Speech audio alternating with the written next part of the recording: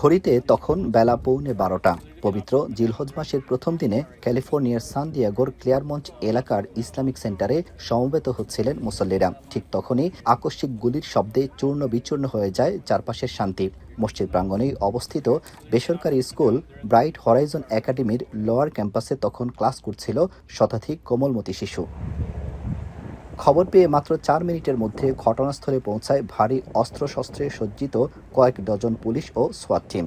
চারপাশ ঘিরে শুরু হয় যুক্তরাষ্ট্রের ইতিহাসে অন্যতম গতিশীল ও শ্বাসরুদ্ধকর এক অভিযান। নোভা এলইডি টিভি, ঝকঝকে ছবি, নিখুঁত শব্দ, 5 বছরের ওয়ারেন্টি। নোভা মানি সঠিক মান, নিশ্চিত সেবা। অভিযান চলাকালীন আতঙ্কিত শিশুদের হাত ধরে নিরাপদ স্থানে সরিয়ে নেয় পুলিশ কর্মকর্তারা। তবে এই অভিযানে বড় ধরনের রক্তপাত থামিয়ে দিয়েছেন মসজিদে কর্তব্যরত এক সাহসী নিরাপত্তা প্রহরী। পুলিশ জানিয়েছে, 2 সশস্ত্র তরুণ হামলাকারী ভিতরে ঢোকার চেষ্টা করলে নিজের জীবন বাজি রেখে প্রথম প্রতিরোধ করে তোলেন তিনি। তার এই বীরত্বপূর্ণ আত্মত্যাগের কারণেই রক্ষা পায় ভেতরের শতাধিক শিশু ও শিক্ষার্থী। পরে পুলিশের তাড়া খেয়ে এবং পালানোর পথ না পেয়ে 17 ও 19 বছর বয়সী 2 হামলাকারী আত্মহত্যা করে।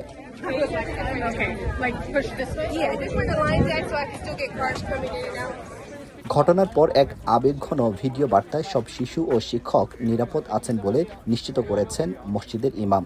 এদিকে এই পৈশাচিক হামলার পর ক্যালিফোর্নিয়ার গভর্নর গেভিন নিউজম, ডেমোক্র্যাট নেতা হাকিম জাফরি ও পেনসিলভেনিয়ার গভর্নর তীব্র নিন্দা জানিয়ে একে কাণ্ডজ্ঞানহীন, সহিংসতা ও ঘৃণামূলক অপরাধ হিসেবে আখ্যা দিয়েছেন। ঘটনার সার্বিক পরিস্থিতি সার্বক্ষণিক পর্যবেক্ষণ করছেন মার্কিন প্রেসিডেন্ট ডোনাল্ড ট্রাম্প। এই হামলার জেরে কোনো ধরনের অপ্রীতিকর পরিস্থিতি এড়াতে নিউ ইয়র্ক ও লস অ্যাঞ্জেলস সহ যুক্তরাষ্ট্রের প্রধান মসজিদগুলোতে নিরাপত্তা জোরদার ও বিশেষ পুলিশ টহল মোতায়েন করা হয়েছে। They're giving a briefing, and it's a terrible situation.